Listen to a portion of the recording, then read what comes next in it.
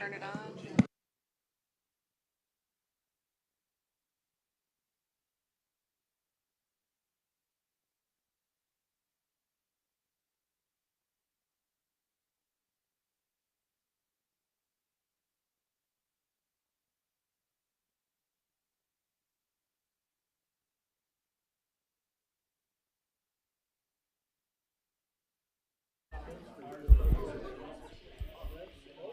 Okay, if legislators would please come to the front and find their seat, we'll begin in about 5 minutes.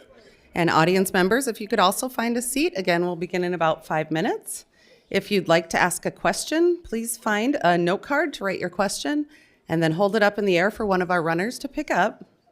And the chance of your question being asked is best when it's one that all legislators can address and deals with issues that will be faced in the state legislature as opposed to issues that would be addressed in federal or local government. We will prioritize bills that are still in play versus bills that have been killed or already passed both houses. You may also submit questions by emailing them to SFLWV@gmail.com. Please include bill numbers. If you don't know the bill number, there's a League of Women Voters member in the back who can help you look it up. Again, we'll start right at 10.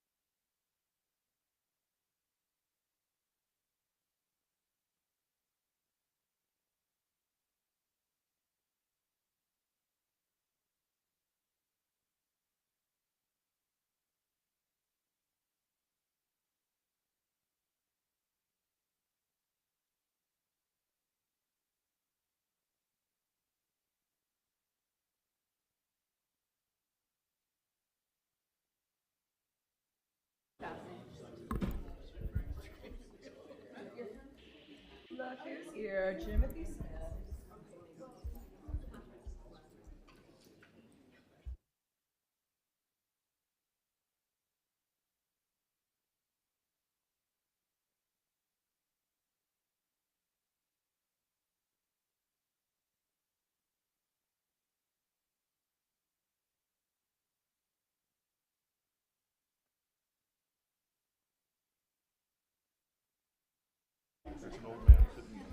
Good morning. My name is Amy Scott Stoltz, and I am representing the League of Women Voters, and I'm going to be your moderator this morning for the 2026 Legislative Coffee. Today we have sign language interpreters from Interpreter Services, Inc. We have Amanda and Hannah. Thank you for being here. And we have security by Mark over here from Sioux Merchant Patrol.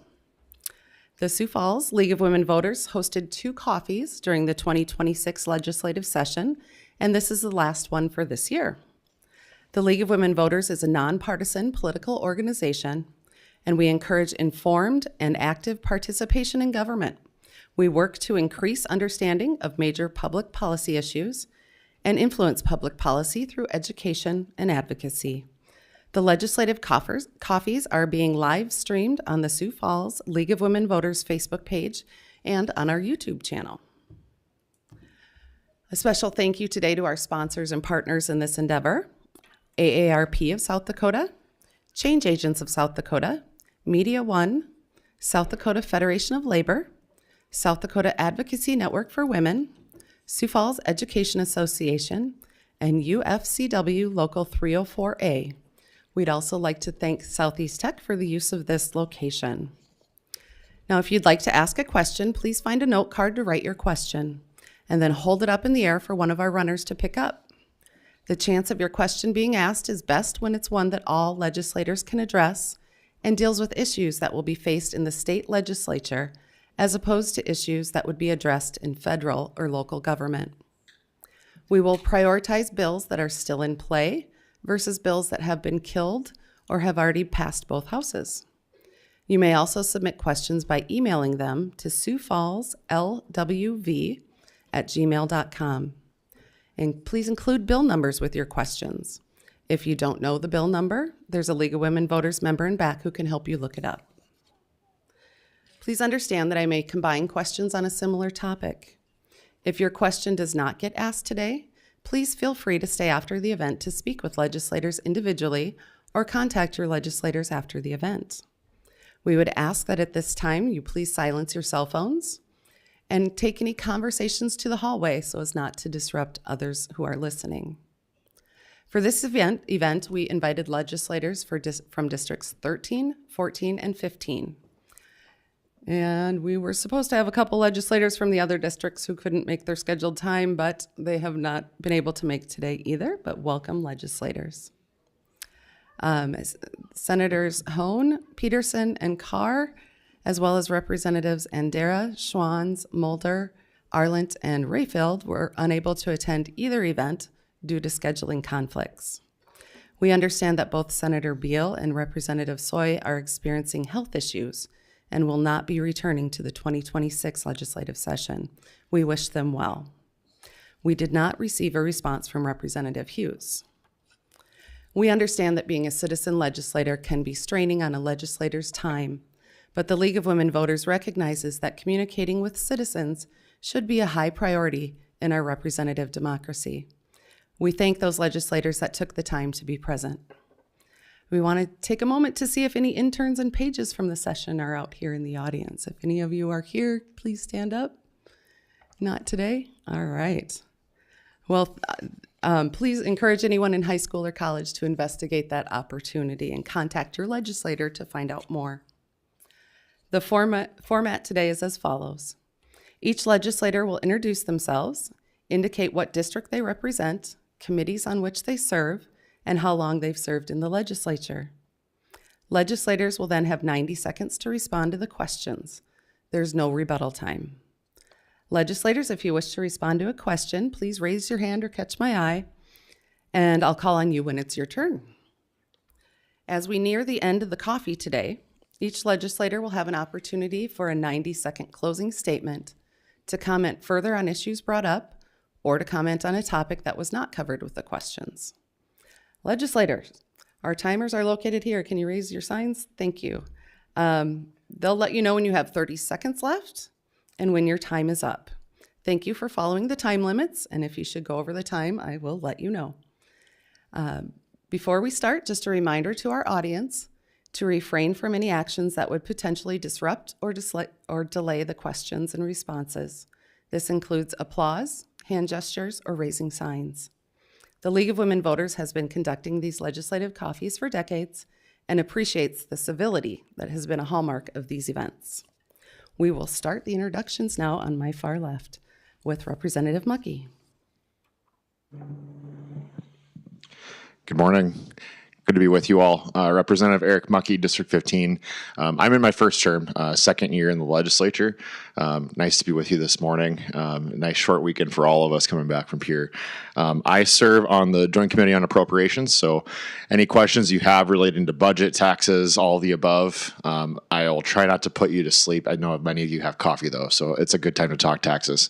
Outside of that, I'm also on the House Retirement Laws Committee, and outside of session, I'm also on the Interim Rules Review Committee, so the Legislative Oversight Committee that is kind of a check and balance against the executive branch when they set rules for the state of South Dakota. I'm happy to talk more about a number of topics, but a lot of things we're working on right now are really focused on how do we make sure we not only balance the budget, but also make it a fairer and smarter budget for you as we see increases in our revenue getting past 0% for the big three. So I'll talk more about that, but happy to pass the mic. Thank you. Representative Whitman. Good morning, everyone. Representative Caden Whitman, also District 15. I am not the person to talk to about budgets, I will say that.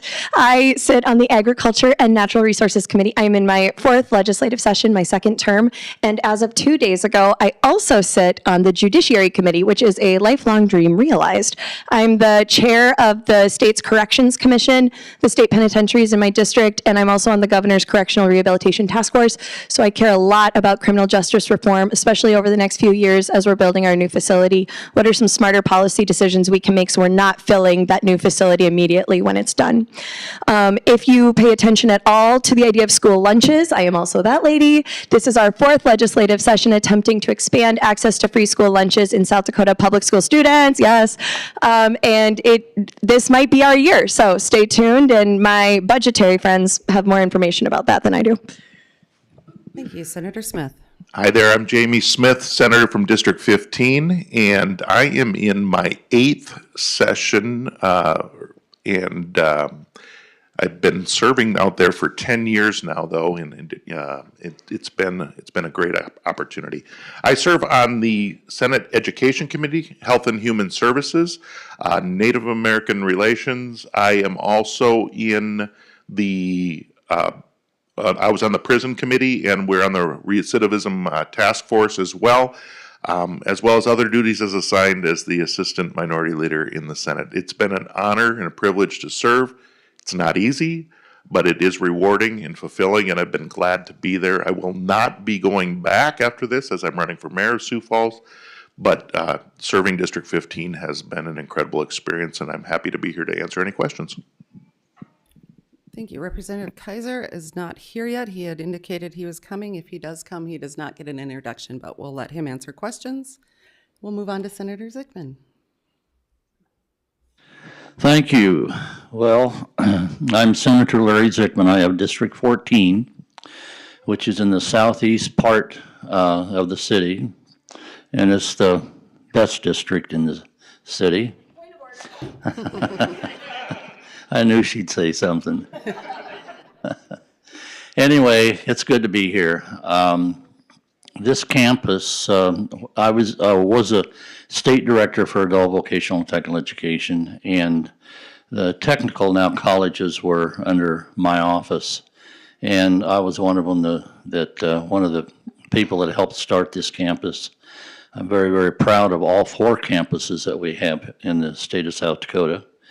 But this one in particular, because we spent a lot of time doing the bonding program for the buildings, et cetera, getting the programs changed from certificate programs to degree programs, et cetera. So I'm very, very proud of what we've done here at Southeast. Not only that, it's provided the services that I think business and industry needs, or have needed for before that a long time. And we finally got that with now the 4 technical college. It's just booming. Anyway, I serve on appropriations. I've been on appropriations now for about 4 years. Before that, I was on about every committee. I was in the House for 6 years, and I served about almost every committee there, along with being chair of the Military Veterans Committee. I now serve as a chair of the Senate Military Veterans Committee, and you need to, and I hope a lot of them do, watch your channel on, especially the Military Veterans Committee, some of those committees that we have going.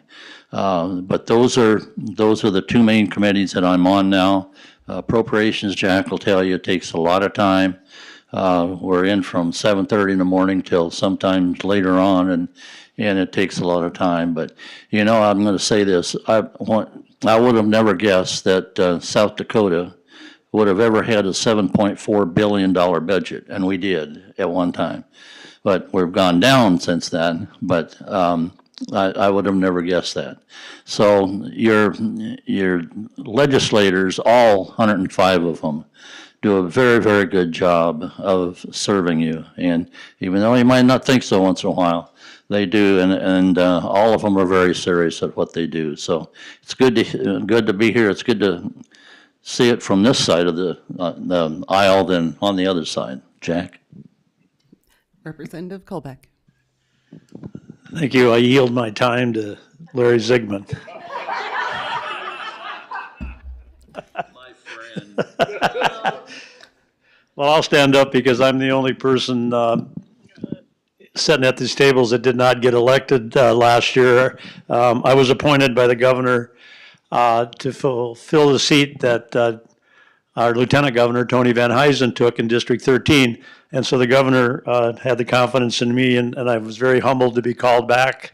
Last year, I started February 6th last year, and I'm back there this year filling this session out. I'm on appropriations. I've been on appropriations for 8 years, and we will talk a lot about that. I won't get into that at this point. I'm also on the board of directors for the state for the streamlined sales tax, which is very, very important to our state of South Dakota. I'm also on a CCOG board here in Sioux Falls, which I'm very proud to be a member of, as well as the Call to Freedom board and the Abbott House board.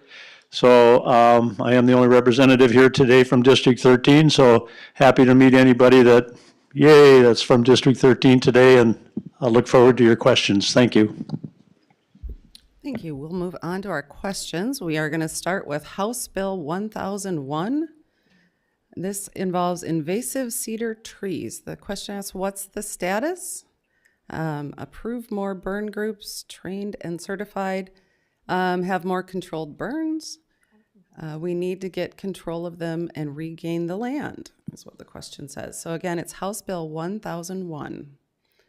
I can take this. Yeah. Representative This was Whitman? in my favorite committee of all time, Agriculture and Natural Resources. And for those of you not in the know on this joke, downtown Sioux Falls is not considered the most agricultural district, which is why it was kind of funny when I got appointed to that committee a few days before my first session. But I've had the time of my life serving on that committee. So what this bill does is allow private individuals to conduct prescribed burns on state-owned land in conjunction with burning on their own adjacent land if they receive written consent from the appropriate state authority. As of right now, that bill is scheduled to be heard in Senate Agricultural Committee. It passed 13-0 out of House Agriculture, 65-0 out of the House, and is now being sent to the Senate Committee. Thank you. Representative Colbeck. Representative Whitman did a great job on that. It came through the House at 65-0 vote, so we'll see that continue on, hopefully through the Senate. Very good bill. Thank you. Anyone else?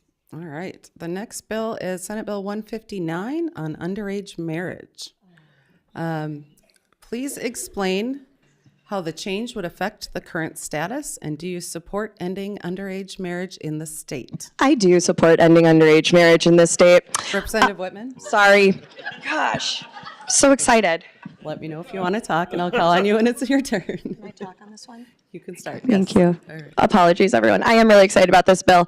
3 years. The board is in favor of this particular bill. Whether or not it will be amended back to where Representative Whitman wants it in the House, I'm not sure, but I congratulate her on her hard work. Thank you. Thank you. All right. Senator Zickman. I got a comment.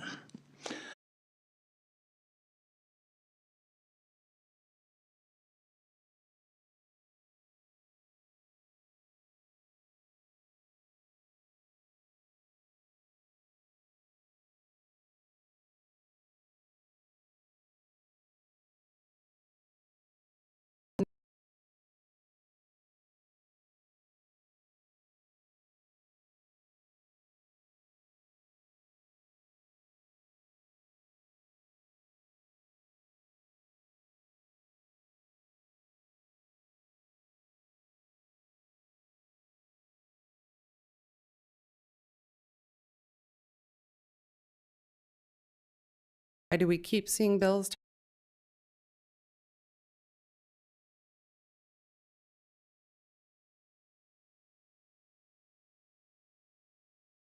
Constitutional issue. I can't state that this bill is constitutional in any way, shape, or form, and it's a continued pattern, and I say this as an appropriator, a continued pattern of bills that are coming to us in the state legislature that are going to continue to fill our extraordinary litigation fund and take money away from things that are actually important in South Dakota, as opposed to the latter part of the. Representative Colbeck. Representative Colbeck.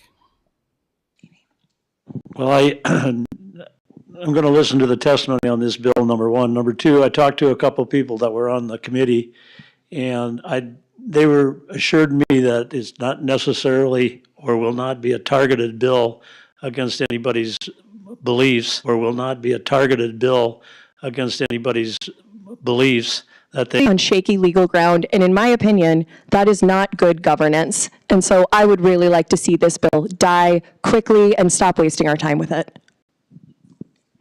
We're going to move on to a series of questions on TANF. The first one is on House Bill 1056. House Bill 1056. This is involving no soft drinks for TANF. The question is, do you support a state to monitor? House Bill 1056. Representative Mucky. Thank you. So just want to clarify too. So House Bill 1056 involves a different acronym, but an important one, SNAP, Supplemental Nutrition Assistance Program. 1056 was brought to exclude sugary drinks from the SNAP waiver for South Dakota. And before we get into the realities of do we believe in having healthy foods available for our kids, I think that's a widely viewed yes. The problem with this bill in particular, and I didn't get a chance to get up on the floor before the debate was ended, is that this is a very interesting economic challenge. You know, when we think about this program, some of the proponent testimony on the House floor is talking about how so many more people in SNAP are consuming sugary drinks and unhealthy drinks because of access. The truth is actually their consumption of sugary drinks is very similar to the general population, right? And so for me, when I think about, basically eliminating sugary drinks from the SNAP waiver, the problem with that approach is you're approaching 8.2% of the state's population saying we need them to be healthier. Well, what about the other 92% of the state? I've been a very strong proponent of figuring out how do we raise raise taxes, but look at sugar drinks across the board in this case, one of the options being a tax. But being clear that if we're going to improve access to healthy foods, we need to reduce the cost of food. And one of those ways is reducing the grocery tax, among other things we can talk about as well. All right. Senator Zickman. Thank you, Madam Chair. That came up in Senate Appropriations yesterday. Please understand that although most of the year we meet jointly with the House and the Senate on appropriations, and it makes sense because in the old days, and we got a person up there that remembers it a little bit. In the old days, they used to meet separately.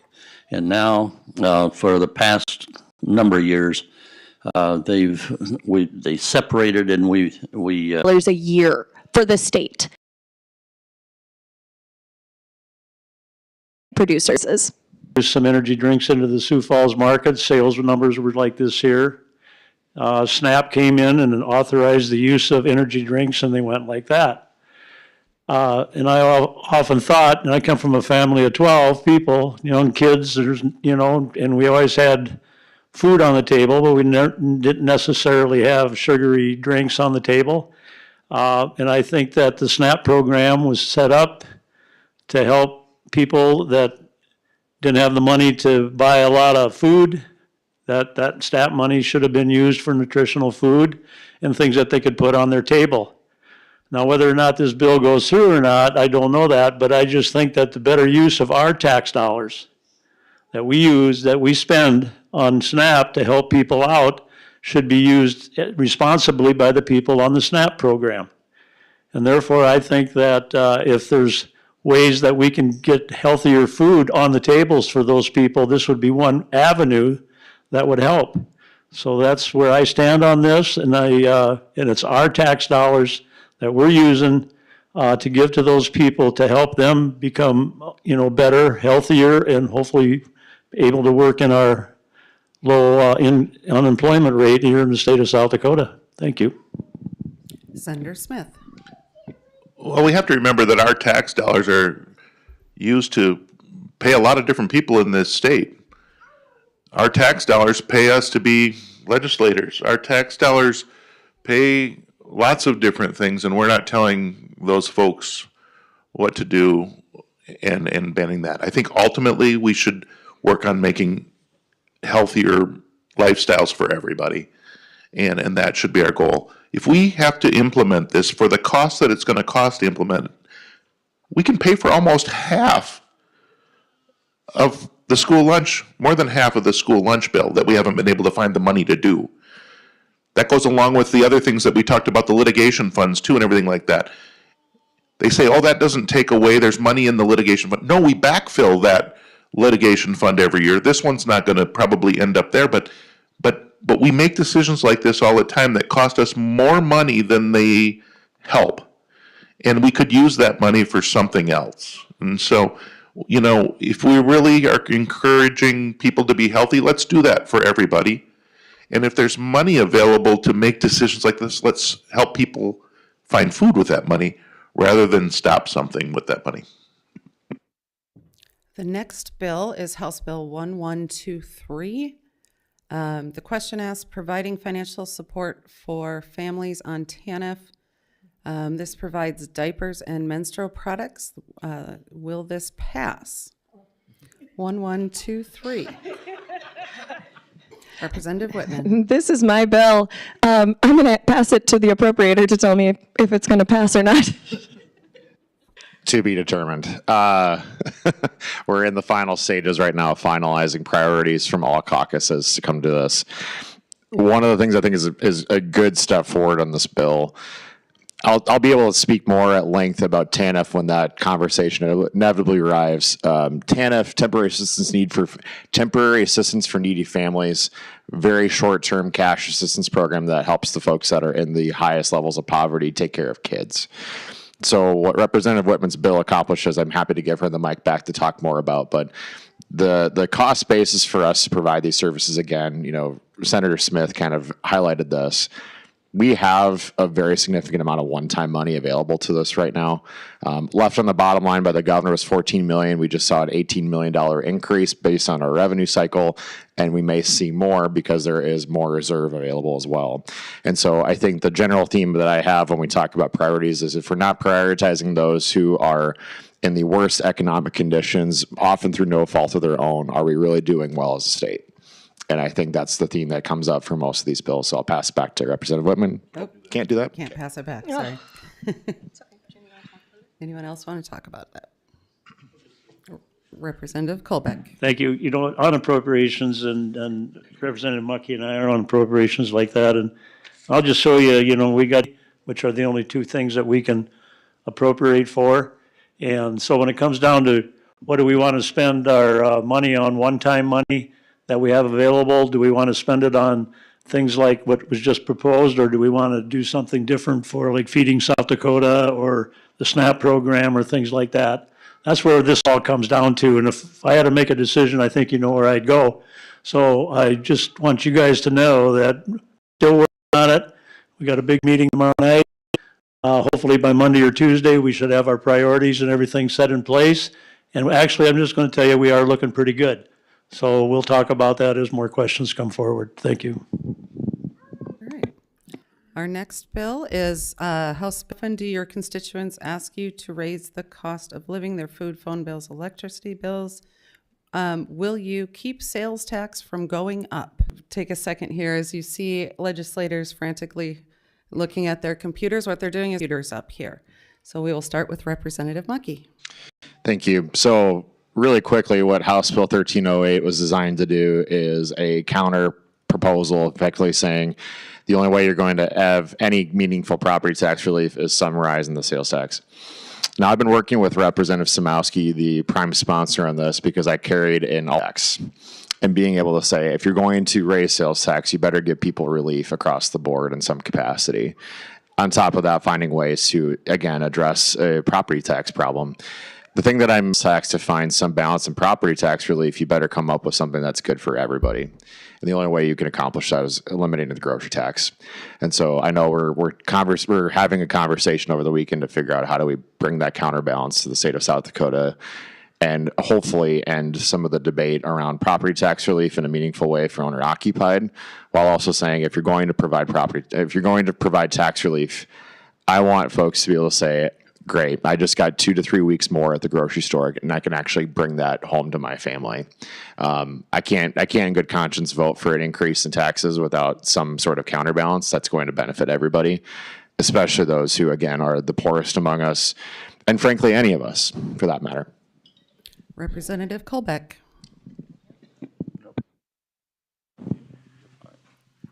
Okay, I yield my time. Can I do that? No.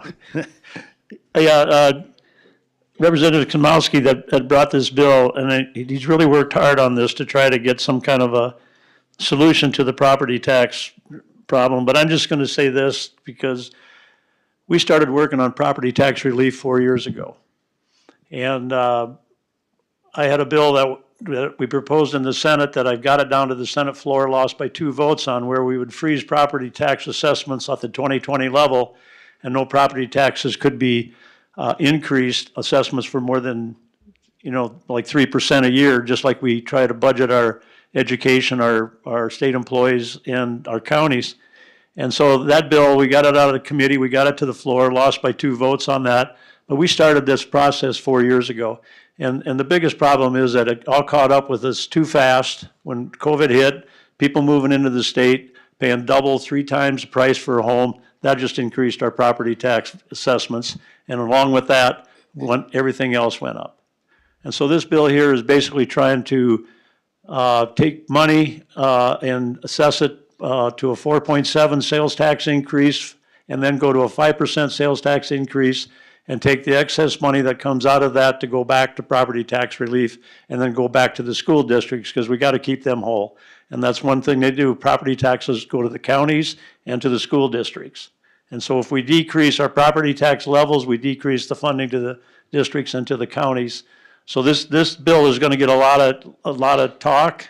I don't know where it'll end up at, but that's where it'll be, okay? Thank you. And Senator Zygmunt? Yeah, Jack had a good bill and I voted for it even. So I think that made him happy that I voted for it. But he had a good bill, and he had a lot of good things inside of that, but it did fail. We've got to do something with property tax, folks. And I know probably all of you have seen your property taxes going up almost every year. And so we've got to do something with, and mine has. So we've got to do something with property tax, and hopefully it'll be done this year. There's roughly, 25 to 30 different bills that are coming out to do something with. There's got his, and et cetera, et cetera. So it's going to be an interesting, but we've got to do something with property tax. But you got to replace some of that property tax, whatever we do, with some other income to make up? Thank you. I would top of mind for them. They're looking for other areas where we can support them. So to move forward, it would guarantee a 2% increase for the big three over the next 3 to 5 years. We know that when the governor's budget came out earlier this year indicating a 0% increase for the big three, that was effectively a cut to the people that are doing some of the hardest work in our state. And so standards at least at 2%. But like I said, the conversation can't just be property tax relief in our district where we have so many people. Last comments, and also say with those renters, I've talked to landlords out there, and you notice that they don't say anything about commercial property on this, and they don't say anything about apartments and like that. And even if we would give, the renters aren't going to get a reduction in rent. And so that would be going directly to those landlords. And so this bill doesn't address that, but I just, people say, well, what if we gave it to all classes? It still doesn't help our renters. So the best fix for that, in our mind, would be removing the tax on food that absolutely everybody has to buy. And so we will look at that and see if there's any way we can get that through. Our next bill is Senate Bill 239 on sales tax breaks. The question asks, how will you vote on this bill? 239. How will you vote on this bill knowing that regular South Dakota businesses, including farmers, do not enjoy the sales tax favors being offered to out-of-state billionaires? Again, it's Senate Bill 239. All right, Representative Mucky.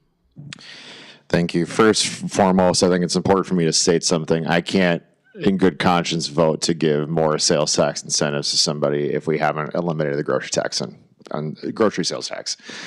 I can't do that in good conscience. Now, the thing that's interesting about some of these tax bills that are coming forward, with the structure that we have in our state today, and I forget who the author of this was, statements made to say some of the taxes on inputs for businesses, if treated similarly to how we're comprehensively, we would actually be needing to provide sales tax breaks to a lot of small businesses across South Dakota right now, specific industries. I think it's important for us to keep it front of mind. If we're going to provide tax cuts first, I'd prefer we do that for working South Dakotans, all of you in this room, before we its face value. Is I know it's intended for a broader set of industries, but keyword being but, how will this be applied in practice? I don't know if we have an answer for that yet. Okay. Representative Colbeck. Well, we've been discussing here how we're going to support TANF, how we're going to support SNAP, and how we're going to support schools, and how we're going to support counties, and then we talk about it because they're all supported with a sales tax. That's our income. That's our general fund is by our sales tax. We have no income tax we have no corporate income tax in the state of South Dakota. We're the second lowest tax state in the union, and we have the lowest unemployment rate in the union. So our state is doing quite well.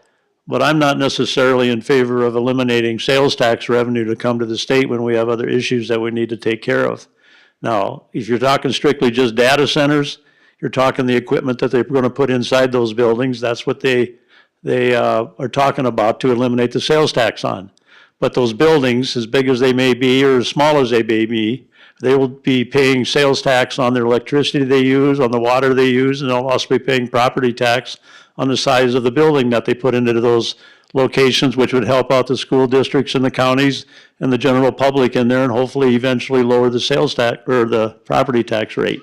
But just to let you know that whether or not something like this passes, we would be eliminating some income that would come into the state, but in essence, it may not because of the increase in what they would pay in property taxes and sales tax on the electricity, and not only that, but bringing more employment into the state of South Dakota. Okay. A closely related question, Senate Bill 135 on data centers. What is your stance on this bill and why? Another asks, a lot of the bills regarding safeguards for citizens were shot down for local control. However, the Gemini data center in Sioux Falls is close to residents in Brandon who had no say. How do we ensure our local legislation can keep up and be protected? And Senate Bill 135 is on protecting residents from increased utility costs and utility shortages caused by data centers and clarify the authority to regulate. So again, it's Senate Bill 135. Senator Smith. I didn't get it pulled up here, but I'm quite sure that we just voted on that yesterday. And so Senate Bill 135 is they will not increase our electrical rates, all kinds of things that we have to look at to make sure that we are good stewards of our. This bill was amended yesterday, and after the amendment was put on the bill, I believe just about got us to where we are. I have a feeling this bill won't look like this. Senator Yeah, it was amended, and without the amendment, it was really not too good of a bill. But some of this stuff, electronics, that hasn't been proven yet to me. Now, I talked to lobbyists, and they assured me that somewhere along the line that with information and statistics to see if the grid does handle it, and I'm not so sure it will. There's also some concern about the fact where this AI is going to be placed. And the concern is, why don't we do it not around Sioux Falls, but up around in some ag area, someplace that we can get all the acreage and build this stuff there. You wouldn't have all the noise and et cetera, et cetera. So, and they've got some pretty good thoughts about that. But one of my main concerns is going to be if the grid can handle it. So thank you. Economic development for the state and what's good for our economy at a micro and macro level. The Senate, they're calling it can while also making sure that we're actually getting you public input in the process. Those things, differences too, is House Bill 1198, which I voted against largely because of a similar problem we had yesterday with a prohibition on non-disclosure. 98 when it came to proposals from the folks to protect the city of Brandon in particular, there was no conversation behind as a high energy facility, which would actually include too many things in the process, just like we saw yesterday with prohibition of non-disclosure agreements for data centers. The data center term, as I got up on the floor, I said, we're regulate those, or we should not be regulating small usage. And so I just want you to be mindful of how large or how all-encompassing a bill is, because that usually determines its fate. Representative Colbeck. Thank you. I just want to clarify a couple of things here that, we had the city council meeting on the rezoning of that area over there by the old Pathfinder electrical nuclear plant area where that proposal was made. That land was only brought forth to the committee, to the Sioux Falls committee, to rezone that to light industrial. The problem that they had was XL Energy owned the land. There wouldn't have been Gemini, and Gemini came in to have a data center to go into that particular area. That's all the city council was doing. They were just at that point in time. And those regulations will come, as you heard from our good people. There's still a lot of discussion going to be taking place, but that's what happened on that particular Tuesday night. There was a lot of misinformation at that point. And All right, we'll move on to a student.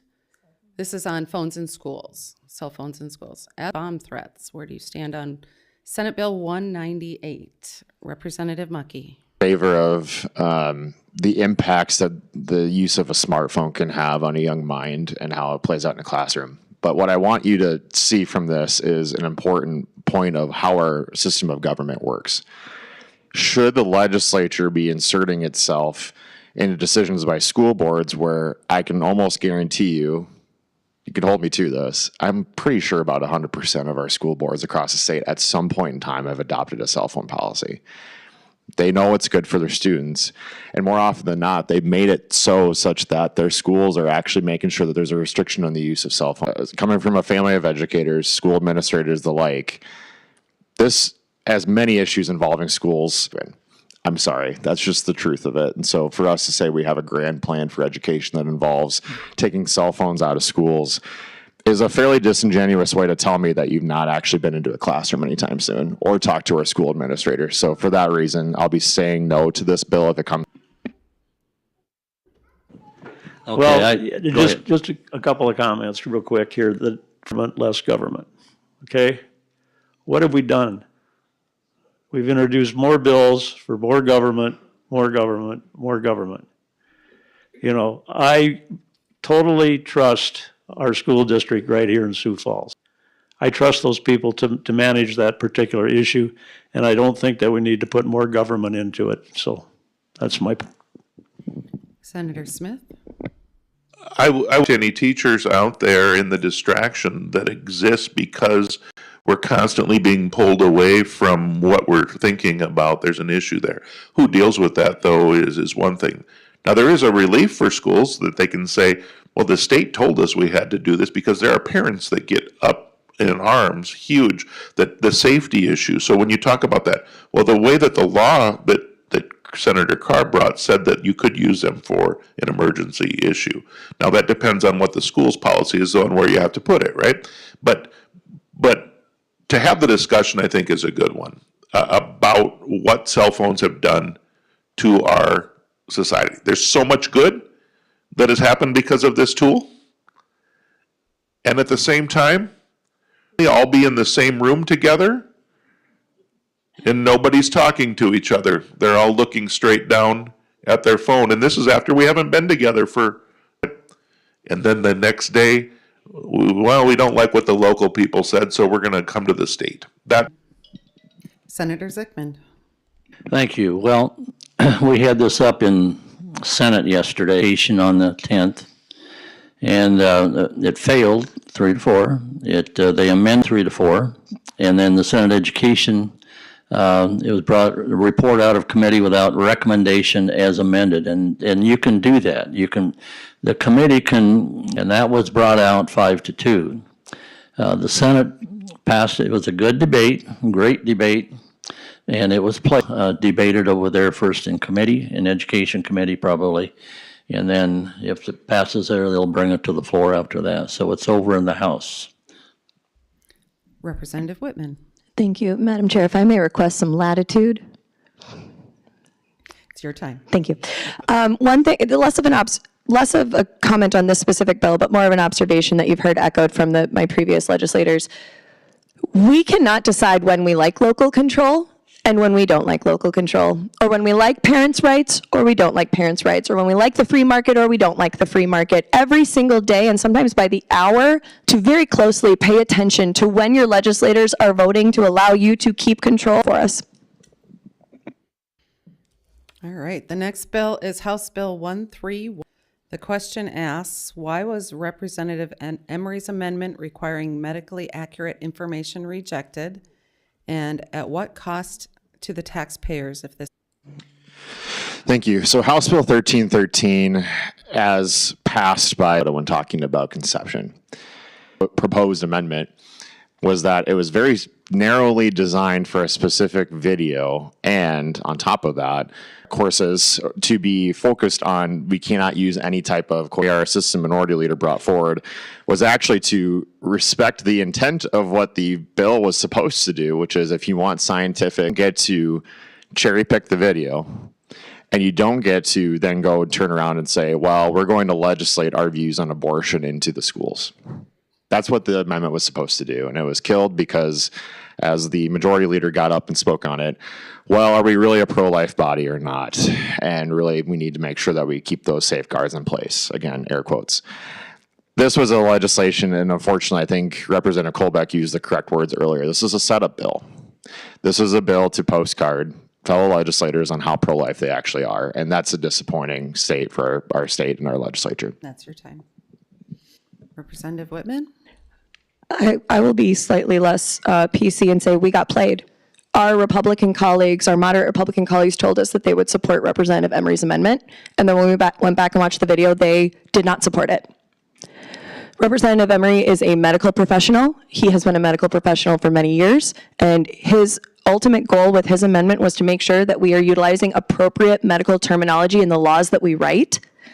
And so I was deeply disappointed in my colleagues in the House that told us they would be supportive of that amendment, but then went back on their word and in fact were not. And I think, again, I would echo, this was a gotcha bill.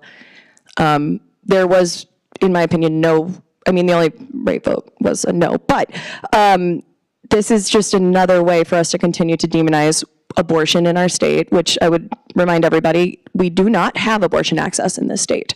So I don't understand why we continually bring these bills and continually try to. All right, Representative Colbeck. Yeah, I'll just comment on that. I voted yes on this bill, and I'm going to say I was in appropriations from 7:30 in the morning until whenever, and I never had anybody approach me on an amendment even coming to this bill.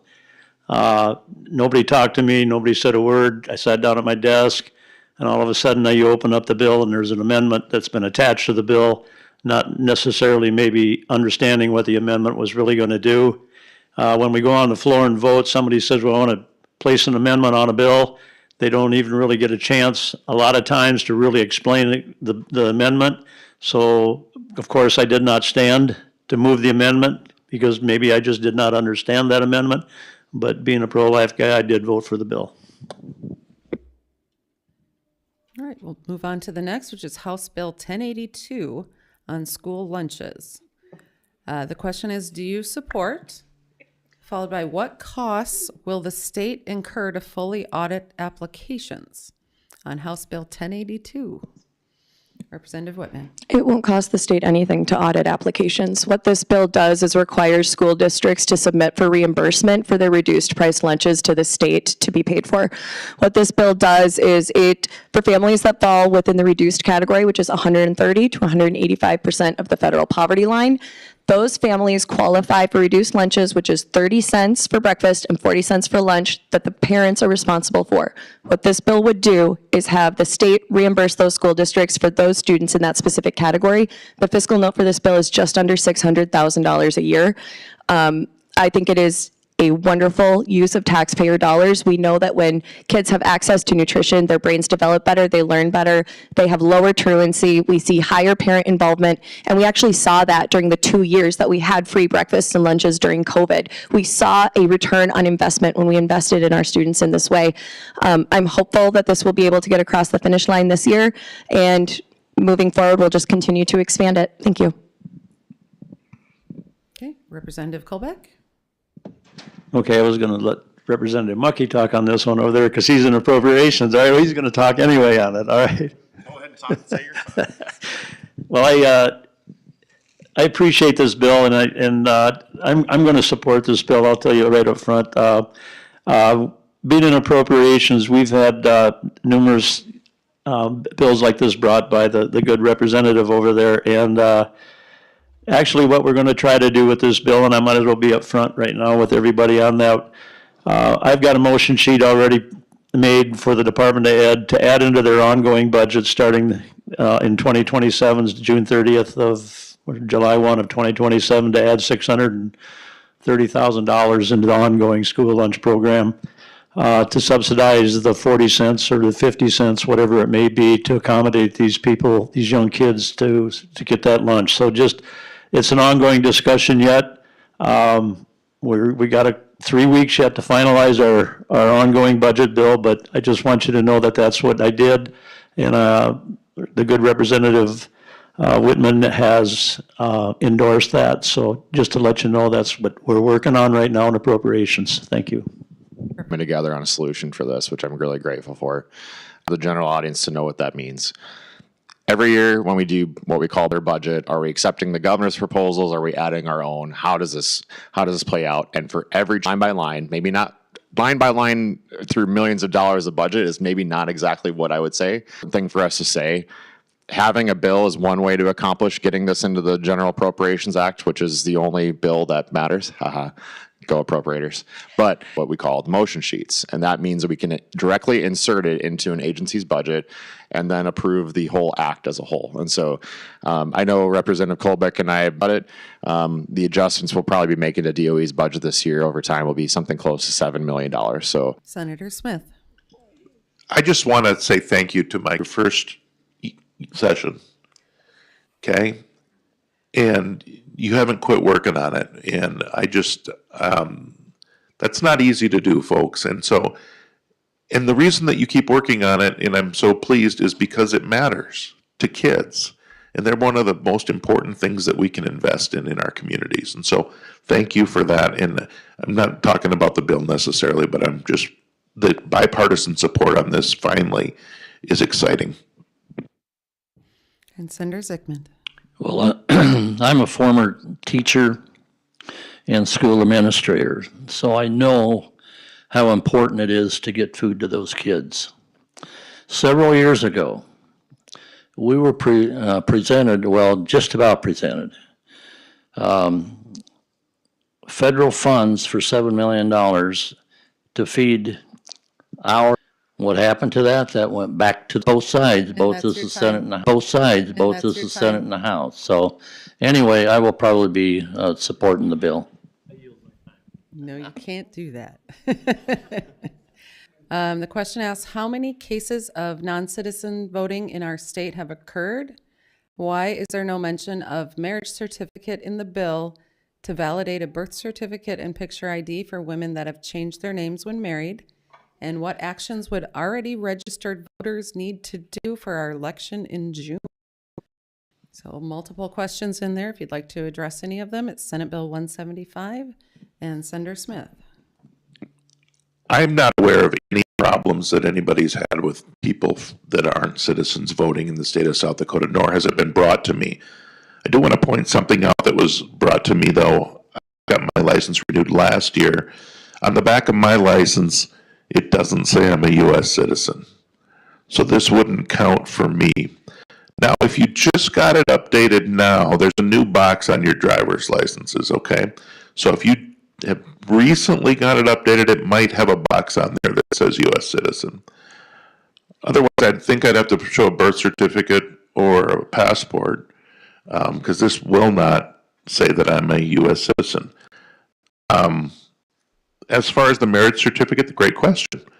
I don't think this bill is necessary. I think it is again, a national talking point that is being brought to the state of South Dakota to show just how conservative some people in this state are and how good they are on their scorecard. Representative Muckey. Thank you. Two things. U.S. citizens can't, or somebody who's not a U.S. citizen cannot vote in our elections, period. That's been the law of the land, period.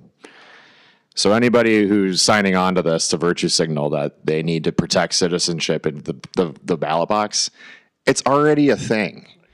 And it's very deeply offensive to me when somebody comes to me and says, my wife, because she may have to change her name, can't vote. That's, pardon my French, that is crap. I'm really glad, I guess, my wife has not changed her name yet. I mean, come on, folks. Let's be logical here and think about, when we're thinking about the folks who brought this bill forward to us are bringing national talking points to our state and trying to tell us that non-citizens are voting in our elections. How many cases of that have we had in South Dakota over the past 10 years? 0.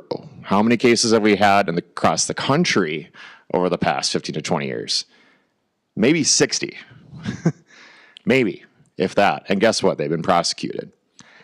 Folks, this is the type of legislation that is damaging to our state. It's a national talking point. And frankly, if you're going to come after my wife's voting rights, many wives' voting rights partners who have changed their name, this is just ridiculous. Representative Whitman. I would add an extra facet of it, which is our indigenous and our tribal communities in South Dakota.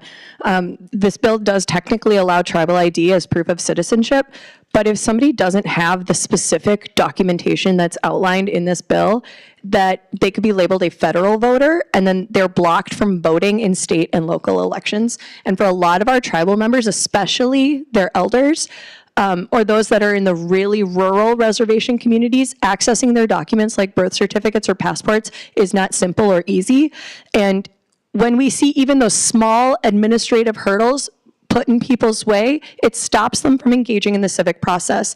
And I would add that given our state's history with blocking the native vote, We should be extraordinarily cautious about how we add new requirements to voting that could unintentionally limit full participation, especially from our Indigenous communities.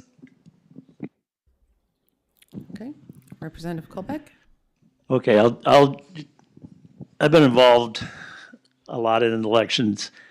And for people here in the room and listening, there's two ways to vote in the state of South Dakota. One is you go to the poll and you vote. You show your ID. In December of this last year, you will not have the U.S. citizenship words on the back of your license. And him and I compared our licenses. I got mine in January, he got his in December. Mine was renewed this January and I got the U.S. citizenship on it. He does not. But that's one way to vote, is that way. The second way is by absentee ballot. And then you can either mail it in or you can go down to your courthouse and you can vote. And both ways you got to be verified with your ID and in order to be able to do that. And that's worked in our state of South Dakota for as long as we've been voting. I mean, I'm serious, and you know, everybody wants to change everything. I've been through the training on the machines. I've gone through the training on a lot of different courthouses. I've talked to the county auditors on that. Our system of voting is not broken, and so when this comes over to the House, I'd really probably have a tough time voting for it, just because I think that it makes it just that much more complicated than what that people are trying to create today. So thank you. We'll move on to House Bill 1323 on petitions. Question asks, there's a bill lengthening the time for local petitions to 45 days from 20 after the data center petition in Sioux Falls. Where Representative Mucky? Thank you. So the House voted on this yesterday in an amended form from Representative Aylward, changing 45 to 30 days, but ultimately still went from 20 to 30 days as far as your ability to petition a municipal action. I supported it, and the reason being is that the flavor of bills we've had as far as citizen initiative, this is actually a good bill for that. It would have guaranteed most likely an opportunity for the data center zoning ordinance to be put on the organization. And we can have that debate about where that lands as far as petition goes. But the truth is, for the Sioux Falls data center vote, they were trying to organize signatures in the middle of two of the coldest weekends we've had in a very long time. And so when folks come to me and say, is there really that push for data center ordinance? Was that really a thing? And I said, yes, it was. There just wasn't enough time. And I think the answer to that is when folks come to me and say this is really going to muck up our systems as far as our local governments are concerned, I say to them, look, for Sioux Falls, being the municipality the size it is, I think it is fair to go from 20 to 30 days. And I think it's helpful for people in terms of democratic action. Senator Smith. I would just concur with what the good representative said. I know that the folks that worked on this last petition drive, I supported their efforts, that they had the right to do that, and they did. But it did discourage other people from carrying, because now it would have probably been a very different thing in June. And I voted no on this, and I'm going to give you one reason why. Before any of that takes another 30 days, and if you want a construction project to move a lot, not only on mine, and that's the reason why I voted against that. I just didn't think that. Of the day is House Bill 1065 on medical cannabis. New card to arrive in the mail. The medical cannabis bill on medical cannabis. And as you can see, they're looking up the bill here. All right, Senator Smith. First of all, I want you to know that not everybody's attacking your right to your medical cannabis, okay? And so there has been a movement within the medical cannabis summer committee to definitely try to disrupt our medical cannabis program in different ways. And it has been, there have been a slew of bills like this divided out that don't do anything necessarily except for make it harder for people to access the program. I have not been given any information that this program is being abused. I think it was set up in a very responsible manner. And I believe that the people that use medical cannabis are also very responsible in their use. And therefore, I oppose bills such as this. And there have been quite a few again this year, brought by a group of folks that I believe think they're doing their moral duty to the, to our community, which absolutely drives me crazy. Representative Whitman. Thank you. So for those of you out there who are still looking up the bill, what this does is it narrows the medical cannabis affirmative defense so that patients have to be fully registered with the state at the time of the alleged offense. But seizure drugs to carry around their scripts with them all the time to prove that it is something that a card or a form. This is medication, just like anything else under the law. And under this bill, medical practitioner's recommendation, but for some reason, there was an administrative hurdle that took a little bit of time, medical cannabis individual could lose their affirmative defense. And if we're going to treat cannabis as medication under the state law like we do, then I think we should treat patients like patients, not suspects that have to prove themselves upon demand by law enforcement. Representative Mucky. Thank you. So the final form, this bill was actually amended on the House floor. The final amendment that was brought forward, I think, significantly wounded the intent of the initial prime sponsor of this bill, which I guess could give a little bit of better cover in some capacity. I voted no against the amendment and no on the bill because we set laws that you requested us to process because of their own moral obligations or beliefs. Somebody's moral high grounds are better than the voice of the voters. I just don't. So ultimately, we have not voted for, as was said before, we don't have any cases of moral beliefs into your choices as a voter. Comments over there. I'm not a lawyer. I did do a little research with some people. Bill, not a lawyer. I don't understand what people talk on the floor is how my opinion was drawn on this bill, but I did stand for the amendment and I did vote yes for the bill. All right, well, that is all the time we have for questions. I'm going to read a couple topics we didn't get to on here, and if you guys want to address any of them, you certainly can in your closing statements, which we will do after that. House Bill 1246 on data centers and surveillance. Senate Joint Resolution 505 on property assessments. On sales tax for property tax relief, we did cover that. House Bill 1200 on bills. This one asks if we need longer sessions.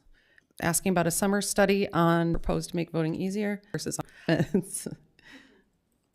Like I said, I'm on appropriations. I sheet like this here, that we've got. And one time asked back into the budget or it was a surplus, just to let you know that last year, with the 5.9 or $7 billion budget in the state of South Dakota, we came within 1.3% of spending every dime of that for the people in the state of South Dakota. And I think that's a compliment not only to our legislators, but to our state and also to the appropriators that get to that. But just to answer some of the questions on the VOCA funding, the new addition to Southeast Tech and all of those one-time funders, we're real close to getting those funded.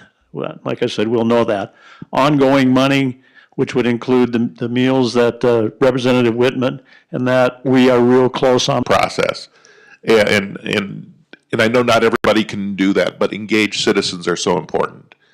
And without that, and without this give and take, and you asking questions and us answering questions and being held accountable for the things that we do, the system doesn't work. And so I appreciate everybody that comes out, and whether or not we agree or disagree. We rely on the legislature, so open and willing to talk to you. Thank you.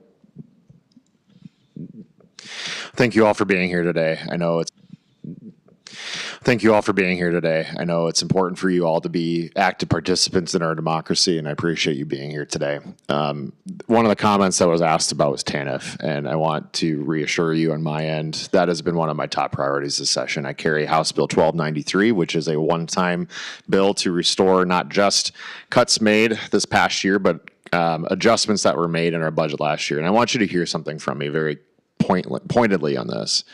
We are one of only 2 states in the country that has cut benefits to the poorest of the poor in the TANF program, people that are at 30% of the poverty line.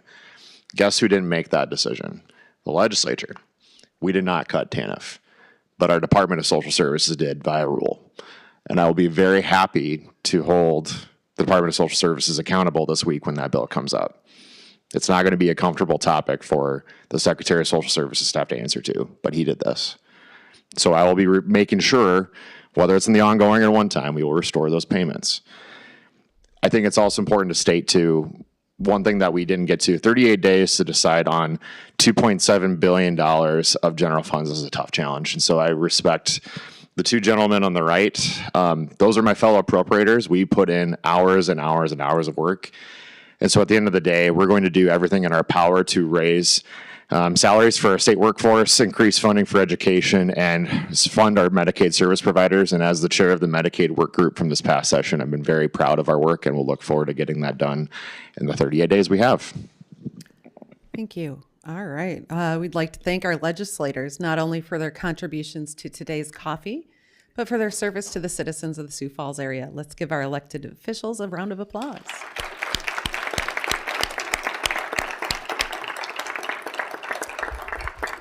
And thank you again to our sponsors, AARP South Dakota, Change Agents of South Dakota, Media One, South Dakota Federation of Labor, South Dakota Advocacy Network for Women, Sioux Falls Education Association, UFCW Local 304A, and to Southeast Technical College for the use of this hall. And Media One is live streaming on our Facebook page for the Sioux Falls League of Women Voters and our YouTube channel. And thank you to our interpreters today from Interpreter Services, Inc., and our great volunteers. And we also thank you, the audience, for giving voice to issues and concerns. Please note that events like this are not possible without our partners and without donations from people like you. Feel free to leave a donation for the League of Women Voters at the back of the room or through our fund at the Sioux Falls Area Community Foundation. Have a great day, and thank you for attending.